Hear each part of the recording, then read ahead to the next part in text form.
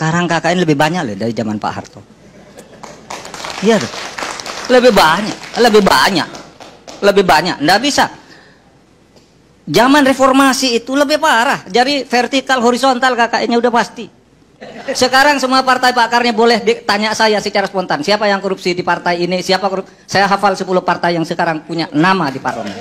Sehingga kita waktu itu dukung Bung Karno pahlawan. Meskipun sebenarnya kalau menurut undang-undang dengan adanya pahlawan proklamator itu, Bung Karno itu tidak perlu pahlawan nasional lagi. Karena pada tahun 98 itu saya ikut demonstrasi besar-besaran untuk menjatuhkan Pak Harto. Saya pegawai negeri sipil, tetapi pada waktu itu saya di Jogja bersama teman-teman, ada 87 perguruan tinggi pada waktu itu bergerak bersama-sama agar Pak Harto turun. Ketika Pak Harto kemudian mengumumkan akan melakukan reshuffle dan akan mempercepat pemilu, kami dari Jogja berteriak, tidak ada reshuffle, Pak Harto harus turun. Sehingga pada saat itu Pak Harto kemudian sesudah mengambil 11 tokoh agama itu, pada akhirnya 2 hari kemudian berhenti juga.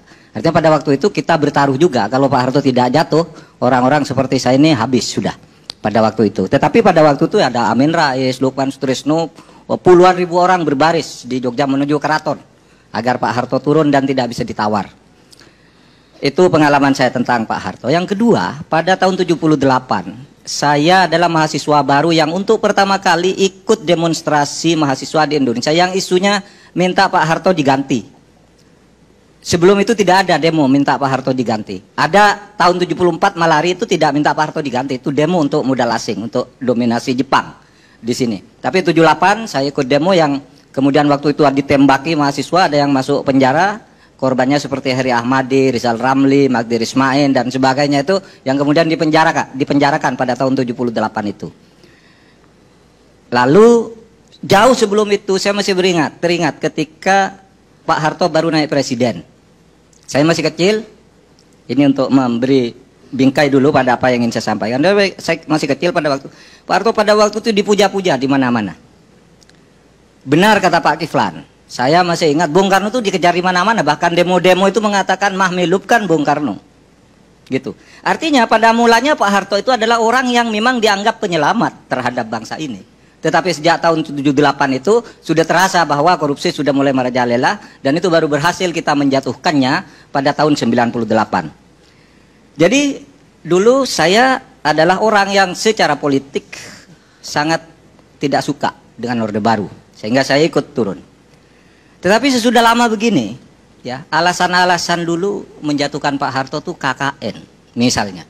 Nah sekarang KKN lebih banyak loh dari zaman Pak Harto. Iya tuh, lebih banyak. Nggak bisa. Zaman reformasi itu lebih parah. Jadi vertikal, horizontal KKN-nya udah pasti.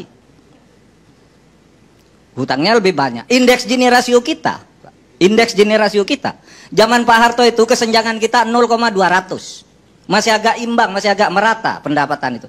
Sekarang ini per hari ini 0,435 sudah sangat di lampu merah itu. Iya. Artinya begini, kalau kita dulu menjatuhkan Pak Harto oleh karena dia KKN, apa kita tidak merasa berdosa sekarang ini kepada Pak Harto? Sekarang KKN-nya lebih banyak. Nanti aja. Silakan. Dulu yang korupsi Golkar aja. Sekarang semua partai pakarnya boleh tanya saya secara spontan. Siapa yang korupsi di partai ini? Siapa korupsi? Saya hafal 10 partai yang sekarang punya nama di parlemen. Punya. Nah oleh sebab itu maka saya berpikir oke, secara politik bisa diperdebatkan, tapi secara hukum berdasarkan Undang-Undang nomor 20 tahun 2009 Pak Harto itu memenuhi segala syarat untuk mendapat pahlawan nasional. Ada 13 syarat di situ untuk menjadi pahlawan nasional. Memenuhi syarat Pak Harto. Kalau mau bicara kesalahan presiden, semua presiden punya salah. Mungkin banyak yang tidak tahu. Ketika Bung Karno mengeluarkan dekret, membubarkan DPR, membubarkan konstituante, Bung Hatta itu nulis buku Demokrasi Kita. Di situ Bung Hatta pun mengatakan Bung Karno itu kudeta. Bung Karno kudeta. Artinya kalau ada orang bilang Pak Harto kudeta, sebelumnya pun sama, sebelumnya pun lagi sama.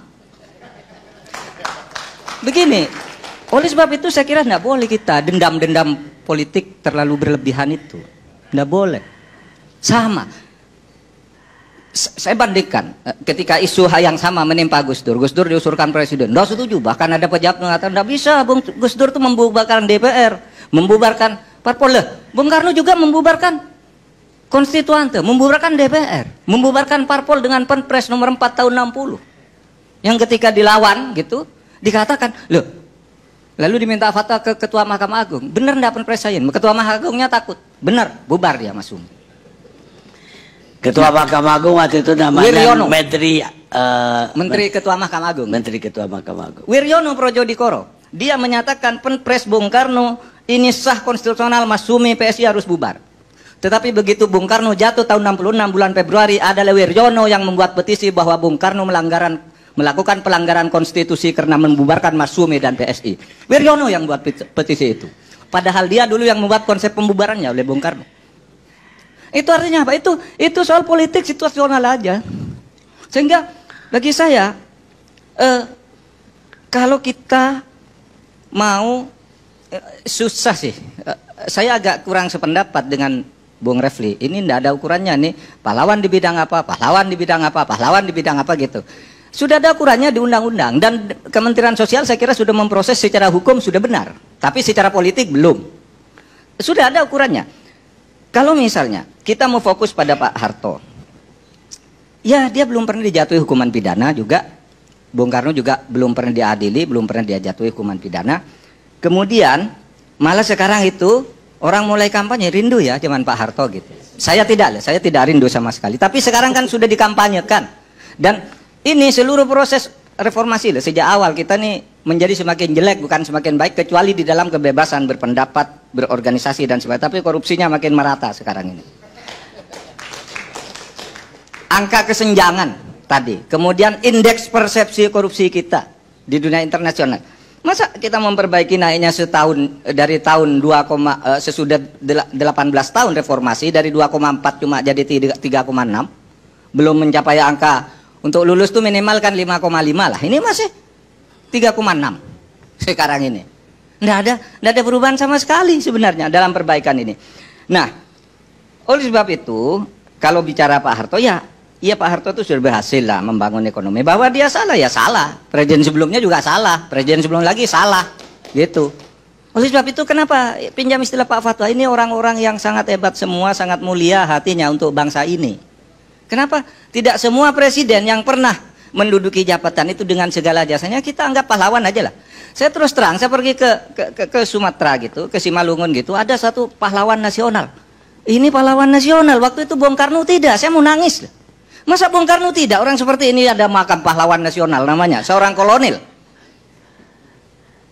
Sehingga kita waktu itu dukung Bung Karno pahlawan. Meskipun sebenarnya kalau menurut undang-undang dengan adanya pahlawan proklamator itu, Bung Karno itu tidak perlu pahlawan nasional lagi. Karena sudah di dalam undang-undang itu disebutkan yang dimaksud pahlawan nasional sudah mencakup pahlawan proklamator, pahlawan ampera, pahlawan macam-macam lah. Udah masuk semua. Bung Karno dapat 2 nih. Dapat 2 loh pahlawan Bung Karno. Kalau menurut undang-undang. Gitu. Nah, oleh sebab itu, saudara, saya kira mari kita sekarang ini berdamailah dengan sejarah. Saya ingin katakan bahwa siapa yang menentukan memberi atau tidaknya itu, pertama harus dikatakan bahwa untuk menjadi pahlawan itu bukan hak orang yang akan mendapat pahlawan, bukan hak. Kalau hak itu bisa dituntut sampai habis. Pahlawan itu adalah hak presiden untuk memberi. Oleh sebab itu, karena itu hak presiden, dewan gelar dan macam-macam itu hanya membantu presiden. Ini tergantung pada kearifan presiden menilai para pemimpin-pemimpin kita yang lalu itu. Kalau bicara Pak Harto jeleknya ya banyak sekali, baiknya juga banyak sekali. Misalnya, karena saya katakan dulu kan didukung pada awal Orde Baru, tapi lama-lama korupsi. Kalau menurut Pak Sumitro itu kan sejak tahun 78 Pak Harto mulai korupsi kan pada waktu itu. Sejak itu pula mahasiswa mulai, maksud saya pemerintahannya korupsi, penuh KKN gitu. Tapi sejak itu pula kemudian mahasiswa berusaha menurunkan Pak Harto dan itu baru berhasil 20 tahun. Nah, jadi sekarang yang menentukan adalah presiden, itu hak presiden. Kalau hak itu bisa dituntut dan bisa tidak. Oleh yang memberikan, bisa diberikan, bisa tidak. Nah, oleh sebab itu kearifan presiden menurut saya kita tunggu. Dan kalau saya